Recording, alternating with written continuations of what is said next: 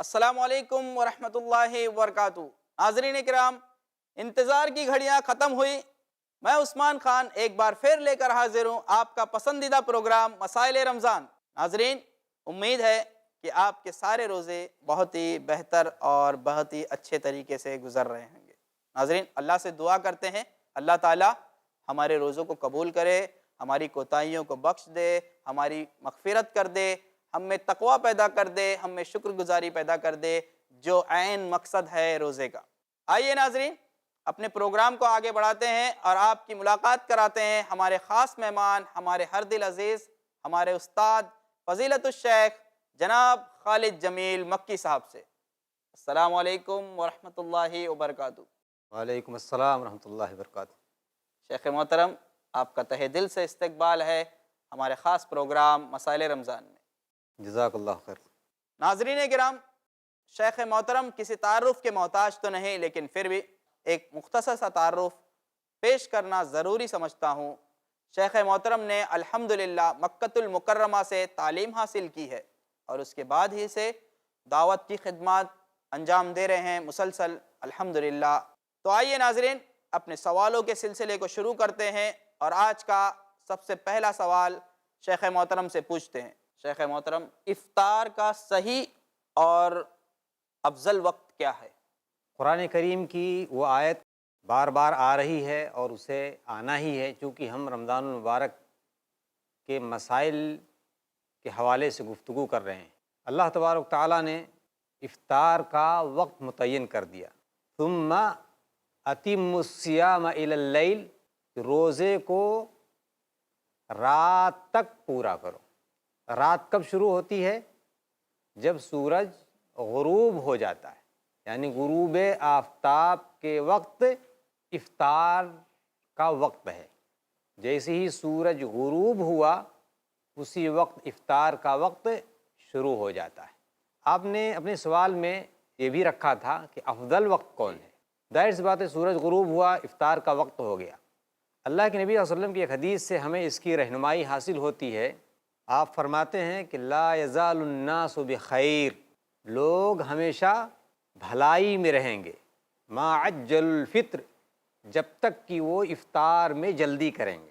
الحمدللہ۔ جیسے ہی وقت داخل ہوا اسی وقت فوراً افطار کر لینا، یہ افضل وقت ہے، اور ساتھ ہی ساتھ اغیار کی مخالفت اور وہ مطلوب ہے، اس وجہ سے کہ اہل کتاب وہ افطار میں تاخیر، جیسا کہ آپ نے پہلے بھی جی ہاں بتایا، پہلے بھی یہ بات آ چکی ہے کہ جی، وہ لوگ افطار میں تاخیر کرتے تھے اور سحری میں جلدی کرتے تھے۔ تو ہمیں چاہیے کہ جیسے ہی رمضان المبارک مہینے میں سورج غروب ہو فوراً ہمیں افطار کر لینا چاہیے، اور یہی اس کا وقت ہے اور افضل وقت بھی اس کا وہی ہے۔ شیخ محترم یہیں پر ایک سوال پیدا ہوتا ہے کہ افطار کا ایک وقت ہے، آج گھڑی کا زمانہ ہے، جی ہاں، تو لوگوں نے ایک ٹائم مقرر کر دیا ہے، کارڈ وغیرہ بنتے ہیں۔ بعض دفعہ پہ دیکھا گیا ہے بعض لوگ اس کے اندر احتیاط کرتے ہیں، 2-3 منٹ آگے بڑھا کر احتیاطاً۔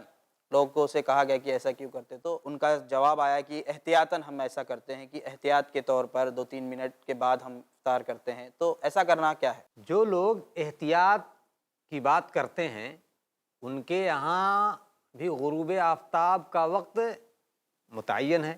جی، ظاہر سی بات ہے، جب غروب آفتاب کا وقت متعین ہو گیا تو پھر احتیاط ختم ہو گیا، اس کی بات ہی نہیں آتی، الا کہ کوئی آدمی شک و شبہ میں مبتلا ہو۔ اگر شک و شبہ میں مبتلا ہو تو اس کے مسائل دوسرے بنتے ہیں، لیکن بالکل۔ یہاں پر آدمی احتیاط کے نام پر، ظاہر سی بات ہے اس کے لیے وہ وقت واضح ہو گیا ہے، ورنہ یہ احتیاط تو اور لمبا چلا جائے گا، جی، اور پھر انسان کا روزہ وہ خراب ہو جائے گا، اور پھر اس محظور کے اندر واقع ہو جائے گا جس سے اللہ کے نبی صلی اللہ علیہ وسلم نے منع کیا ہے کہ افطار میں تاخیر نہ کرو، نہ کرو۔ کیونکہ اہل کتاب اپنی افطار میں تاخیر کرتے۔ شیخ محترم، یہاں پر پھر میں آپ سے وہی سوال کرنا چاہوں گا جو میں نے سحری کے تعلق سے آپ سے کیا تھا، کہ آج تو ہمارے پاس گھڑی ہے، بہت سارے وسائل ہیں، صحابہ کرام کیسے پتہ کرتے تھے افطار کے وقت کو؟ سورج کے غروب ہو جانے جی، پر افطار کا وقت شروع ہو جاتا ہے۔ جیسا کہ جس سحری کے طریقے تعلق سے آپ جی نے ہاں بتایا تھا کہ ایک سفیدی ظاہر ہوگی، جی ہاں وہ دیکھ کر صحابہ کرام، اور آپ نے اپنے بچپن کی بھی مثال دی تھی کہ اور اسی طرح کوئی نشانی آسمان میں یا ظہور ہوتی ہے، کیا کیا چیز دیکھ کر جی صحابہ ہاں کرام؟ سورج غروب ہونے کی کچھ علامتیں ہیں۔ جی وہ علامتیں یہ ہیں کہ آسمان پر ایک شفق جسے سرخی کہا جاتا ہے، جی جی وہ سرخی آ جاتی ہے۔ سورج غروب ہو گیا تو اس وقت شفق جی جی جی جو سرخی ہوتی ہے وہ غائب ہو جاتی ہے، جی اور دیکھ اسی وقت افطار کا وقت شروع ہو جائے۔ شروع ہو گیا۔ ناظرین کرام، شیخ محترم نے بڑی بہتر طریقے سے ہمیں بتایا افطار کا صحیح اور افضل وقت، افطار کے وقت میں احتیاط کرنا، کیونکہ اللہ کے رسول صلی اللہ علیہ وسلم نے ہمیں خود حکم دیا ہے کہ افطار میں جلدی کریں اور سحری میں تاخیر کریں، تو جب وقت ہو جائے تو احتیاط کے نام پر ہمیں کوئی احتیاط برتنا نہیں چاہیے، جب وقت ہو جائے تو ہمیں افطار کر لینی چاہیے۔ آئیے ناظرین، افطار کے تعلق سے ہی کچھ اور مسائل شیخ محترم سے جانتے ہیں۔ شیخ، اگر کوئی شخص ایسی جگہ پر ہو جہاں پر افطار کا وقت پتہ کرنے کے لیے اس کے پاس کوئی ذرائع یا وسائل مہیا نہ ہو، تو وہ شخص افطار کا وقت کیسے پتہ کرے؟ اس کے لیے ضروری ہے کہ پہلے وہ اجتہاد کرے، یعنی کوشش کرے معلوم کرنے کی۔ اگر کوئی وسیلہ اسے نہیں ملتا ہے تو وہ پھر اجتہاد کرے گا، فضاؤں میں دیکھے گا، سورج کی روشنی کا اندازہ لگائے گا، سمت کا اندازہ لگائے گا۔ ان تمام چیزوں کے باوجود بھی اگر اسے وقت کا پتہ نہیں چلتا ہے تو وہ غالب گمان رکھ کر کے وہ افطار کر لے گا، اور انشاءاللہ اس کا روزہ صحیح ہوگا۔ جزاکم اللہ خیر۔ شیخ محترم، اسی سے ملتا جلتا ایک سوال، عام طور پر ممبئی کی لائف ایسی ہے، لوکل میں اکثر انسان پھنس جاتا ہے، لوکل ٹرین میں چڑھا آدمی، پھنس گیا، ٹرین رکی ہے، افطار کا وقت ہو گیا، لیکن اس کے پاس نہ پانی ہے نہ کوئی ایسی چیز ہے کہ اس سے وہ افطار کر سکے، تو ایسے انسان کے لیے کیا ہے؟ کیا اس کا روزہ رد کر دیا جائے گا؟ کیا اس کا روزہ قبول کر لیا جائے گا؟ یا جب وہ اترے، جب افطار کرے تو اس کا روزہ قبول ہوگا؟ دیکھیے، افطار کے لیے یہ ضروری نہیں ہے کہ کوئی چیز ہو۔ جی رمضان میں اگر کسی ایسی جگہ انسان پھنس جائے جہاں پر اس کے پاس کوئی چیز نہ ہو افطاری کرنے کے، اولاً تو احتیاطاً ایک روزے دار اس کا انتظام کرتا ہے اور ساتھ میں وہ لے کر کے آتا اور جاتا ہے۔ جی بالکل۔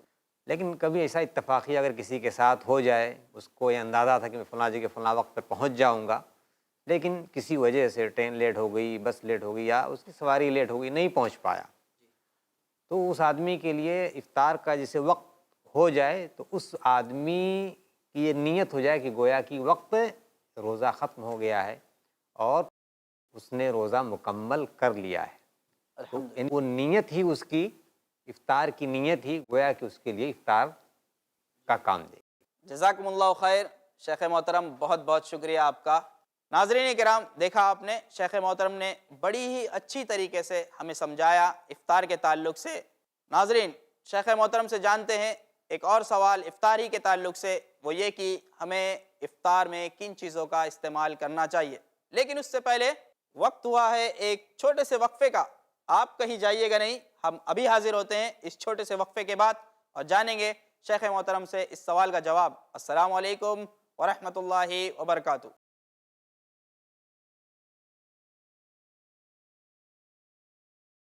السلام علیکم ورحمۃ اللہ وبرکاتہ۔ ناظرین کرام، میں عثمان خان، آپ کا دوست، آپ کا ہوسٹ، وعدے کے مطابق ایک بار پھر حاضر ہوں وقفے کے بعد لے کر پروگرام مسائل رمضان۔ ناظرین کرام، وقفے پر جانے سے پہلے ہم نے شیخ محترم سے پوچھا تھا ایک سوال افطاری کے تعلق سے کہ افطار میں کن کن چیزوں کا استعمال کرنا چاہیے۔ آئیے جانتے ہیں شیخ محترم سے اس سوال کا جواب۔ شیخ محترم، اللہ تبارک و تعالیٰ نے جو چیزیں حلال ہمارے لیے کی ہیں، ان حلال کسی بھی چیز سے افطار کرنا آدمی کے لیے جائز ہے۔ البتہ اللہ کے نبی صلی اللہ علیہ وسلم کا جو طریقہ تھا، اگر اس طریقے کو ہم اپنائیں تو ہمارے لیے بھلائی ہی بھلائی ہے، جی اور آپ صلی اللہ علیہ وسلم صلی اللہ۔ ہمارے لیے اسوہ اور نمونہ ہیں کہ آپ صلی اللہ علیہ وسلم رطب سے افطار کرتے تھے نماز کی ادائیگی سے پہلے۔ اگر رطب کھجور میسر نہ ہوتا تو آپ کھجور سے افطار کرتے۔ حضرت چاہوں گا آپ جی، کو یہاں پہ روک رہا ہوں، رطب کا کیا معنی ہے؟ رطب کھجور کی ایک قسم ہے جو درخت ہی میں پک جاتی ہے، اچھا جی، اسے رطب کہا، یعنی تر و تازہ کھجور۔ آپ دیکھیں گے کچھ سوکھی کھجوریں بھی مارکیٹ میں دستیاب ہیں، کچھ ایسی ہوتی ہیں جو درخت سے کچی یوں ہی توڑ لی جاتی ہیں، یا کچھ جسے ڈھیسر کہا جاتا ہے وہ ہوتی ہیں۔ جی اس کے بعد کے جو مرحلے ہوتے ہیں اسے جو بالکل پک چکی ہوتی ہیں نرم کھجوریں، انہیں رطب کہا جاتا ہے۔ عموماً انہیں فریزر میں رکھ کر کے محفوظ کیا جاتا ہے، ورنہ وہ پگھل جائیں گے۔ تو وہ رطب اللہ کے نبی صلی اللہ علیہ وسلم افطار میں پسند فرماتے تھے، اور اسی سے کرنا افضل ہے۔ اگر وہ میسر نہ ہو تو آدمی کھجور سے افطار کرے، اگر کھجور بھی میسر نہ ہو تو آپ صلی اللہ علیہ وسلم پانی کے چند گھونٹ سے افطار کر لیا کرتے۔ تو رطب سے افطار کرنا افضل ہے۔ رطب نہ ملے تو کھجور سے افطار کریں، کھجور اگر میسر نہ ہو تو چند گھونٹ پانی کے پی لے۔ یہ سب سے بہتر چیز جو افطار میں اللہ کے نبی صلی اللہ علیہ وسلم استعمال کرتے تھے، اور ہمیں بھی انہی چیزوں سے افطار کرنا چاہیے۔ جزاکم اللہ خیر۔ شیخ، عام طور پہ دیکھا گیا ہے کہ لوگ افطار میں بیٹھتے ہیں، قسم قسم کی غذائی اجزاء افطار کے لیے رکھتے ہیں، قسم قسم کے پکوان بناتے ہیں، اور لوگ افطار میں اتنا مشغول ہو جاتے ہیں کہ مغرب کی نماز ان کی فوت ہو جاتی ہے۔ تو ایسے روزے داروں کے لیے کیا حکم ہے؟ اولاً تو افطار کے لیے میں نے کہا کہ رطب کھجور جی وہ میسر نہ ہو تو کھجور، کھجور، سوکھی کھجور، جی وہ میسر نہ ہو تو جو حدیث کے الفاظ ہیں غور کیجئے اس پر، حسا حسواتی مما، کہ آپ نے چند گھونٹ پانی۔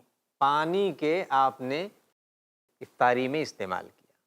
آج ہمارے یہاں جب افطار پر بیٹھتا ہے آدمی تو اس وقت جب تک کہ وہ آسودہ نہیں ہو جاتا ہے، بے شک، ہاں، کھانا بالکل کھا صحیح لیتا ہے، افطاری کے جو اشیاء ہیں انہیں تو کھاتا ہی ہے، پھر اس کے ساتھ ساتھ کھانے کی نوعیت کی بھی چیزیں ہوتی ہیں، پھر اوپر سے خوب مشروبات بھی پی لیتا ہے۔ اتنا آدمی آسودہ ہو جاتا ہے کہ حدیث میں جو الفاظ ہیں کہ ایک حصہ کھانے کے لیے، ایک حصہ پانی کے لیے، ایک حصہ ہوا کے لیے، وہ ہوا کے لیے بھی انسان جگہ نہیں چھوڑتا ہے، نتیجتاً اس کے اوپر تساہلی طاری ہو جاتی ہے، اور انسان سستی و کاہلی محسوس کرتا ہے، اور پھر مغرب کی نماز جیسے آپ نے کہا کہ فوت ہو جاتی، اگر فوت ہو گئی تو بہت غلطی کی بات ہے، ہاں، مغرب کی نماز کو وہ مؤخر کر دیتا ہے، یا اس کا جو صحیح وقت ہے اس کے وقت میں نہیں ادا کر پاتا۔ تو یہ چاہیے کہ آدمی چند چیزیں افطار میں استعمال کر کے، کھا کر کے، اور پھر اس کے بعد فوراً نماز کے لیے چلے جانا چاہیے، یہ اس کے حق میں بہتر ہے۔ اور نماز ترک کرنا تو بہرحال بہت ہی بری چیز ہے۔ دیکھا آپ نے، شیخ محترم نے بتایا کہ اللہ کے رسول صلی اللہ علیہ وسلم 3 چیزوں کا استعمال کرتے تھے افطاری کے لیے: رطب، اگر رطب نہ ہو تو سوکھی کھجور، اور تیسرا چند گھونٹ پانی۔ آج ہمارا حال یہ ہے، افطار میں ہم قسم قسم کے پکوان بنواتے ہیں اور کھانے میں اتنا مشغول ہو جاتے ہیں کہ کم سے کم ہماری مغرب کی جماعت تو چھوٹ ہی جاتی ہے۔ تو ناظرین، ایسا نہ کریں، ہم نے دن بھر اللہ کے لیے روزہ رکھا، اللہ کے لیے ہم بھوکے پیاسے رہیں، پھر جب ہمارے سامنے کھانا آ گیا تو پھر ہم اتنے بے چین کیوں ہو جاتے ہیں کہ ہم سے اللہ کی ایک فرض عبادت جو نماز، جس کے چھوڑ دینے سے آدمی کفر تک پہنچ جاتا ہے، وہ چھوٹ جاتی ہے۔ ایسا نہ کریں ناظرین، خیال رکھیں اپنی نماز کا۔ پہلے اگر آپ کو کھانا ہے، آپ کو کھانے سے کسی نے نہیں روکا ہے، آپ کھائیں، بے شک قسم قسم کے پکوان کھائیں، لیکن آپ کو چاہیے کہ آپ کے پاس کھجور ہے تو کھجور کھا کے، پانی پی کے آپ نماز پڑھ لیں، اس کے بعد آ کے پھر جتنا چاہیے آپ کھا سکتے ہیں، اس کے لیے کوئی منع نہیں۔ آئیے ناظرین، شیخ محترم سے اپنا اگلا سوال پوچھتے ہیں۔ کیا اللہ کے نبی صلی اللہ علیہ وسلم نے ہمیں افطار کے وقت کوئی دعا بتائی ہے جسے ہم پڑھ کر افطار شروع کریں؟ کسی بھی کھانا کھانے کے وقت یا پانی پیتے وقت جو دعا مشروع ہے وہی افطار کے وقت کی دعا ہے۔ اللہ کے نبی صلی اللہ علیہ وسلم نے فرمایا کہ جب کوئی آدمی کھانا کھائے یا پانی پیے تو اسے چاہیے کہ بسم اللہ پڑھ کر کے کھانا شروع کرے۔ جی بے شک۔ یہ دعا عام کھانے اور عام پینے کی چیزوں کے لیے، اور یہی دعا افطار کے لیے بھی ہے۔ البتہ افطار کے وقت یا اس کے درمیان ایک دعا جو آپ صلی اللہ علیہ وسلم سے وارد ہے، اور اس کے الفاظ سے یہ پتہ چلتا ہے کہ یہ افطار کرنے کے درمیان یا اس کے وقت بسم اللہ کے بعد ہی ہوگی۔ وہ دعا اس طرح سے ہے کہ ذهب الظمأ وابتلت العروق وثبت الاجر ان شاء اللہ۔ تو یہ دعا بھی اس وقت پڑھنی مسنون ہے۔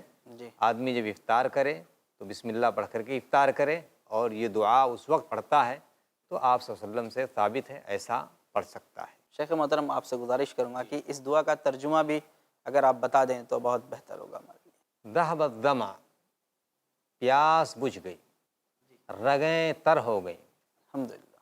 اور اجر انشاءاللہ ثابت ہے اور ملنے والا ہے۔ جزاکم اللہ خیرہ۔ بارک اللہ۔ ناظرین کرام، شیخ محترم نے ہمیں بتایا کہ بسم اللہ کہہ کر افطاری کرنی چاہیے، اور ایک اور دعا جو افطار شروع کرنے یا اس کے درمیان میں ہمیں پڑھنی چاہیے، اللہ کے رسول صلی اللہ علیہ وسلم سے ثابت ہے۔ شیخ محترم نے ہمیں وہ دعا بتائی اور اس کا ترجمہ بھی بتایا۔ امید کرتا ہوں ناظرین آپ نے وہ دعا یاد کی ہوگی اور اس کا ترجمہ بھی یاد کیا ہوگا۔ آئیے ناظرین، شیخ محترم سے اپنا اگلا سوال پوچھتے ہیں۔ شیخ، عام طور پہ دیکھا گیا ہے لوگوں کو کہ وہ افطار پارٹیاں رکھتے ہیں، اور بہت سارے بڑے بڑے لوگوں کو بلایا کرتے ہیں، نیتا وغیرہ کو بلاتے ہیں پارٹیز میں، لیکن اس پارٹیوں میں دیکھا گیا ہے کہ وہ لوگ نہیں موجود ہوتے اصل میں جن کے لیے ہمیں افطار پارٹی رکھنی چاہیے، یعنی ہمارا وہ غریب طبقہ، وہ مسکین، اصل جن کا حق ہے، جو روزہ تو رکھتے ہیں لیکن افطاری کرنے کے لیے ان کے پاس کھجور تک میسر نہیں ہوتی۔ تو ایسے لوگوں کے لیے کیا حکم ہے جو ایسی پارٹیاں رکھتے ہیں لیکن ان کو نہیں بلاتے جن کا حق ہے؟ اسلام میں کھانا کھلانے کا بے شک حکم ہے، جی دعوت کرنے کا اسلام میں کوئی ممانعت نہیں ہے۔ جی بالکل۔ دعوت کرنے کی اسلام میں کوئی ممانعت نہیں ہے، بلکہ اسلام نے ابھارا ہے کہ وَأَطْعَمَ الطَّعَامَ، کہ وہ پسندیدہ لوگوں کی خصلت ہے کہ وہ کھانا کھلاتا ہے۔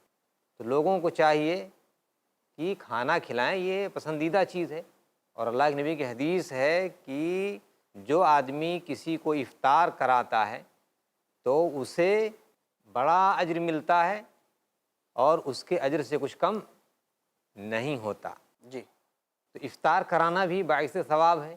جی لیکن جسے آپ نے کہا کہ لوگ بڑی بڑی دعوتیں کرتے ہیں، افطار پارٹیاں، جس کی شکل آج موجودہ دور میں جی وہ ناپسندیدہ ہے کہ اس میں غیر مسلمین یا دوسرے لوگ جو روزے سے نہیں ہوتے ہیں انہیں بھی دعوت دے دی جاتی۔ جی تو یہ ایک دنیاوی چیز ہو گئی، میرے خیال سے اس کا عبادت سے کوئی تعلق نہیں باقی رہا، اور جب عبادت سے اس کا تعلق نہیں رہا تو ایک دنیاوی چیز ہو گئی، اور اس پر اس آدمی کو کوئی ثواب ملنے والا نہیں ہے۔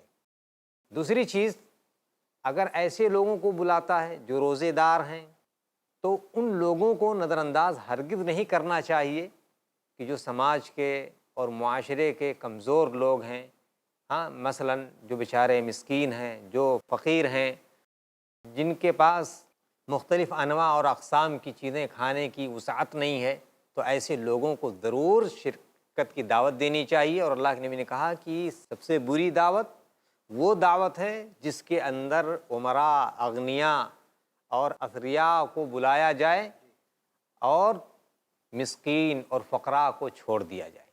سب سے بری دعوت وہ دعوت ہے جس میں اغنیاء کو، امیروں کو، امراء کو جی اور ایسے اثریاء لوگوں کو دعوت دی جائے، اور فقراء اور مساکین کو، بیچاروں کو جی نظر انداز کر دیا جائے۔ تو یہ دعوت بری دعوت ہے۔ اس وجہ سے ہمیں چاہیے کہ ہم جب کبھی ایسی کسی کو دعوت لیں تو سب لوگوں کو دعوت لیں، بلکہ یہ بیچارے زیادہ مستحق ہیں کہ ان کو بلایا جائے، اور اللہ تبارک و تعالیٰ آدمی کو اس کے بدلے میں بہتر ثواب عطا کرنے والا ہے اور ان کو اچھا بدلہ دینے والا ہے۔ شیخ، یہیں پر ایک اور سوال اسی تعلق سے، کیا ہمیں ایسی دعوتوں میں شامل ہونا چاہیے جو دکھاوے کے بنا پر یا اپنے دنیاوی مقاصد کو حل کرنے کے لیے دی گئی ہو، اور رمضان یا افطار پارٹی کے نام پر؟ دیکھیں، اس میں ایک چیز یہ ملحوظ رہے، جی سب سے پہلے تو آدمی پتہ کرے جی کہ دعوت کون لے رہا ہے۔ آج آپ دیکھیں گے کہ آپ کے ملک میں ایک یہ وبا چلی ہے کہ پرائم منسٹر کی طرف سے افطار کی دعوت ہو رہی ہے، جی فلاں کی طرف سے یہ دعوت ہو رہی ہے، جی یا سماج اور معاشرے میں کوئی بڑا آدمی ہے، لیڈر ہے، اس کی طرف سے دعوت ہو رہی ہے۔ تو ظاہر سی بات ہے، وہ جو دعوت لینے والا ہے اس کا مقصد واضح ہے۔ بالکل اسلام یہ منع نہیں کرتا، اگر آپ کسی ایسی جگہ پہنچ گئے جو آپ کا غیر مسلم بھائی ہے، اگر آپ اس کے گھر چلے گئے، اس کے یہاں پانی سے آپ نے افطار کیا، تو کوئی حرج کی بات نہیں ہے۔ بالکل لیکن اگر وہی پارٹی کی شکل میں اگر ہوتی ہے تو ظاہر سی بات ہے اس کا کوئی سیاسی مقصد ہے، عبادت کا مقصد نہیں رہا، تو ہمیں ایسی پارٹیوں سے اور ایسی دعوتوں سے اجتناب کرنا چاہیے۔ البتہ وہاں ایک چیز دیکھنے کی ہے، اس سے علاقات اپنے خراب نہیں ہونے چاہیے۔ جی ہم سب سے پہلے انہیں اگر نصیحت کر سکتے ہیں تو ہمیں نصیحت کرنی چاہیے، ہم سمجھا سکتے ہیں تو ہم انہیں سمجھائیں، انہیں بتلائیں، اور انہیں دینی انداز میں ان کی رہنمائی فرمائیں کہ بھئی دیکھیں، یہ عمل ایک عبادت ہے، اور عبادت کو عبادت کے انداز میں کرنا چاہیے، اور عبادت کے تصور سے اسے انجام دینا چاہیے۔ اگر دوسرا رخ اگر جائے گا یا دوسری بات اس کے اندر آئے گی تو یقیناً وہ فساد کا باعث ہوگی، اور آدمی کو ثواب سے محروم ہونا پڑے گا۔ تو ایسی دعوتوں سے بہتر ہے کہ آدمی یہ حکمتیں اپنائے اور اجتناب کرے تو زیادہ بہتر ہے۔ جزاکم اللہ خیر۔ شیخ محترم، بہت بہت شکریہ، بہت ہی مسرت ہو رہی ہے آپ کے ساتھ اس طرح بیٹھ کر مسائل کا حل جاننے میں، ہمیں بہت ہی فائدہ ہو رہا ہے، خاص طور سے مجھے فائدہ ہو رہا ہے اس بات کا، امید کرتا ہوں ہمارے ناظرین کو بھی فائدہ ہو رہا ہوگا۔ ناظرین کرام، شیخ محترم سے ہم نے جانا افطار کے تعلق سے، افطار پارٹیوں کے تعلق سے، عام طور پہ جو آج ہمارے سماج میں رائج ہے اس کا کیا حل ہے، اس میں ہمیں جانا چاہیے یا نہیں جانا چاہیے۔ ناظرین، فی الحال وقت ہو چکا ہے آپ سے وداع لینے کا، لیکن اگلی نشست میں کچھ انہی طرح کے مسائل کے ساتھ پھر آپ کے سامنے ایک بار حاضر ہوں گے اور جانیں گے شیخ محترم سے ان کے جوابات۔ آپ انتظار کریں اگلی نشست کا، انشاءاللہ ہم دوبارہ حاضر ہوں گے پھر اسی وقت پر۔ تب تک کے لیے مجھے دیجیے اجازت، اور خیال رکھیں اپنا، اور دیکھتے رہیں ہمارا خاص پروگرام مسائل رمضان۔ السلام علیکم ورحمۃ اللہ وبرکاتہ۔